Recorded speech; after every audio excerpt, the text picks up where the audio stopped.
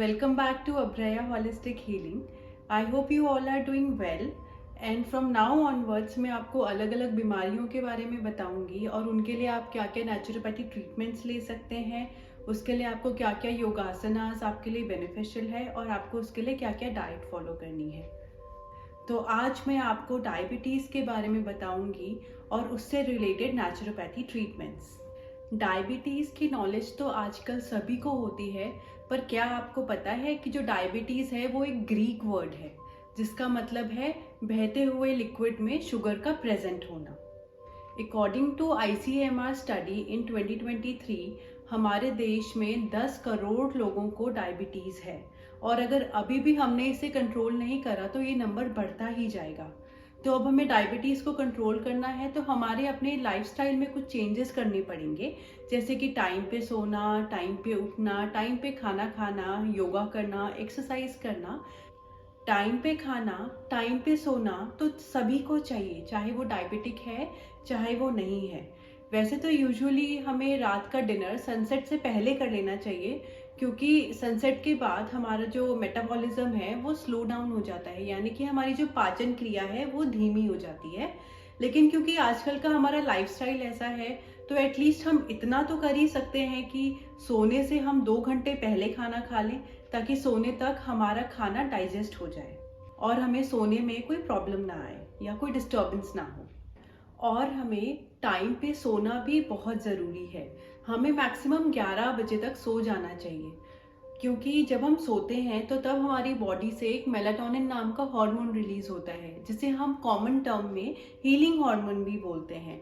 तो इस melatonin hormone का हमारी बॉडी में एप्रोप्रिएट क्वांटिटी में रिलीज होना बहुत ज़रूरी है। तो हम जितना लेट सोएंगे उतना ज़्यादा हमारे अंदर ये हार्मोन कम रिलीज होगा। तो अगर ये हार्मोन आपकी बॉडी में एप्रोप्रिएट क्वांटिटी में नहीं रिलीज हुआ तो आपकी बॉडी में बहुत सारे एबनॉर्मल चेंजेस आने लगते हैं, जैसे कि आपका बीपी बढ़ना, इंसोम्निया यानी कि रात को नींद ना आना, या फिर आपकी बॉडी इंसुलिन के टुवर्ड्स रेजिस्टेंस क्रिएट कर देती है, जिसकी वजह से आपको डायबिटीज भी हो जाती है।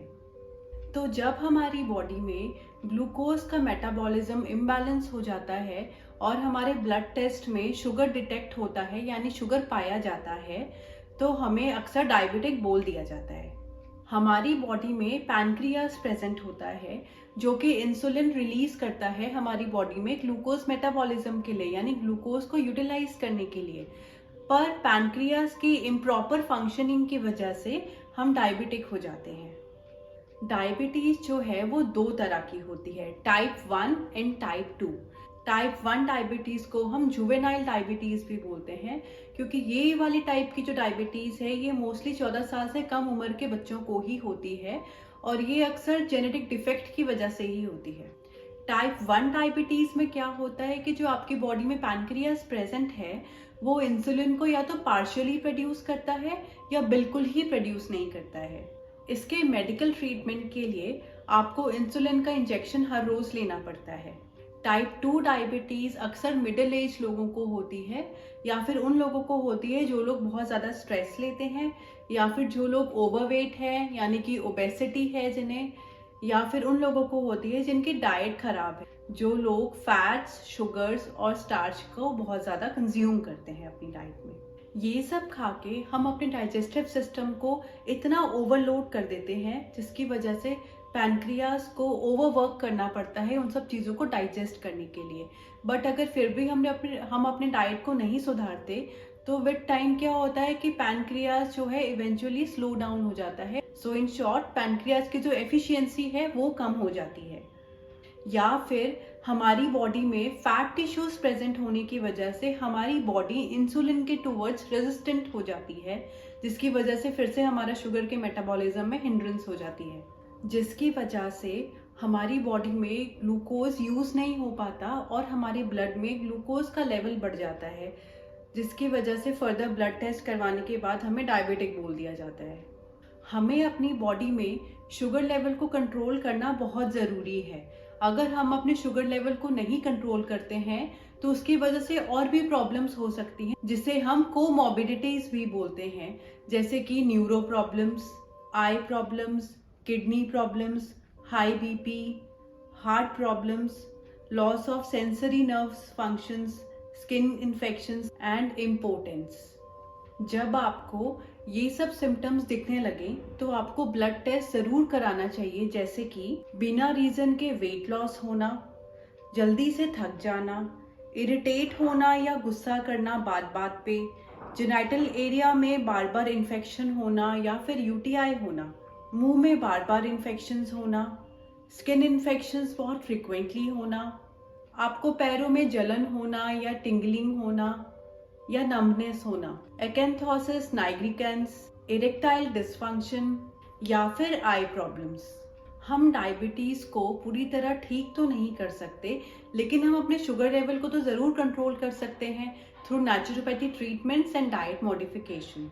अब आप सोचो कि सिर्फ लाइफस्टाइल में चेंजेस करने की वजह से आपका शुगर लेवल कंट्रोल में रह सकता है, और वो भी बिना मेडिसिन खाए। तो इससे अच्छी बात क्या हो सकती है कि आप मेडिसिन के इल इफेक्ट से भी बच जाएंगे और आपके लाइफस्टाइल में भी सुधार हो जाएगा।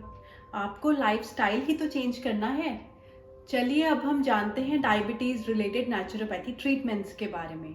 नेचुरोपैथी ट्रीटमेंट आप अपने घर पे भी ले सकते हैं या फिर नेचुरोपैथी सेंटर्स पे जाके भी आप ट्रीटमेंट ले सकते हैं, पर घर पे ट्रीटमेंट लेने के लिए आपको अपने टुवर्ड्स डेडिकेटेड तो ज़रूर होना पड़ेगा। नेचुरोपैथी ट्रीटमेंट्स लेने से पहले आपको बस एक चीज़ का ध्यान रखना है कि आपको एम्प्टी स्टमक कंडीशन में, यानी कि खाली पेट जब आप हो तभी आप ये ट्रीटमेंट लें, या फिर खाना खाने के 3 घंटे बाद आप ट्रीटमेंट ले सकते हैं।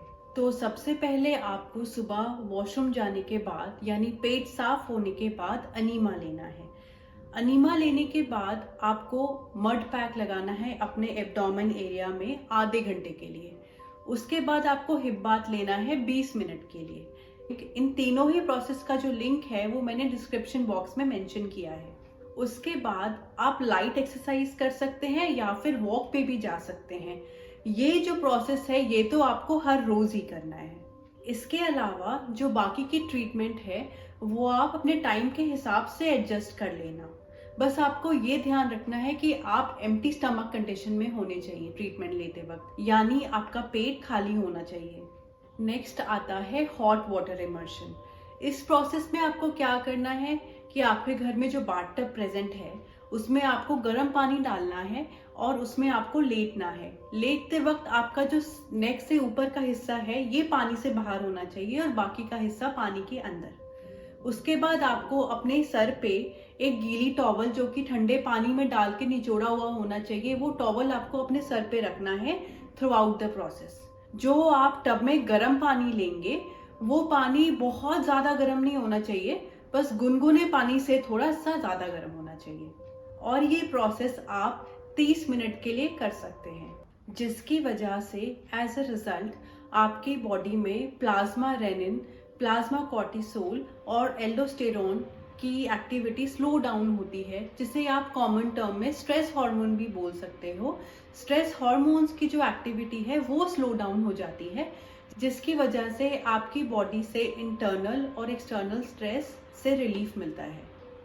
ये आपकी बॉडी में यूरिन फॉर्मेशन को भी बढ़ाता है। नेक्स्ट है कोल्ड वाटर एफ्यूजन। आजकल ज़्यादातर लोगों के घरों में हैंड शावर्स प्रेजेंट होते हैं, तो आपको क्या करना है, किसी की हेल्प से हैंड शावर के थ्रू ठंडा पानी जो है वो अपने स्पाइनल एरिया पे और अपने एब्डोमेन एरिया पे स्प्रे करवाना है फॉर लाइक 3 to 5 मिनट्स। और जिन लोगों के पास हैंड शावर नहीं है वो लोग क्या करें, किसी और की हेल्प से एक मग में आपको एक ठंडा पानी लेना है और उस पानी को गिराना है अपने स्पाइनल एरिया पे और अपने एब्डोमेन एरिया पे फॉर लाइक 3 to 5 मिनट्स। इससे क्या होगा, आपकी बॉडी में ऑक्सीजन का कंजम्पशन इम्प्रूव होगा, जिसकी वजह से फर्दर शुगर की जो ऑक्सीडेशन है वो इम्प्रूव हो जाएगी। फिर उससे क्या होगा, आपकी बॉडी में जो ग्लूकोज है वो एनर्जी में कन्वर्ट हो जाएगा, जो एज अ रिजल्ट आपके ब्लड से शुगर लेवल ऑटोमेटिकली कम होने लगेगा। और इस प्रोसेस से आपका डाइजेशन भी इम्प्रूव होता है। हमारा नेक्स्ट ट्रीटमेंट है wet sheet pack. Wet sheet pack के बारे में मैंने ऑलरेडी अपनी पुरानी वीडियोस में डिटेल में मेंशन किया है। वेट शीट पैक आप हफ्ते में 1 बार ले सकते हैं। हमारा नेक्स्ट नेचुरोपैथी ट्रीटमेंट है hot wet bandage. Hot wet bandage को कुछ लोग हॉट फॉर्मेंटेशन भी बोलते हैं। इस प्रोसेस का लिंक भी मैंने डिस्क्रिप्शन बॉक्स में मेंशन किया है, आप उसे फॉलो कर लेना। डायबिटीज़ के पेशेंट्स को अक्सर पैरों में जलन होती है या टिंगलिंग होती है या नमनेस होती है ड्यू टू पेरिफेरल न्यूरोपैथी, तो उस केस में आप हॉट एंड कोल्ड कॉम्प्रेस का भी यूज़ कर सकते हैं। इस प्रोसेस का भी लिंक मैंने अपने डिस्क्रिप्शन बॉक्स में मेंशन किया है, तो प्लीज़ हैव अ लुक।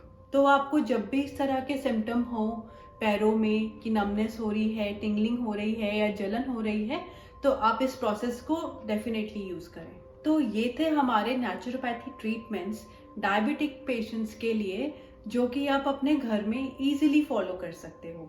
अपनी नेक्स्ट वीडियो में मैं आपको बताऊंगी कि डायबिटिक पेशेंट्स को क्या डाइट फॉलो करनी चाहिए और क्या योगासनास और प्राणायाम उनके लिए बेनिफिशियल हैं। So stay tuned and take care.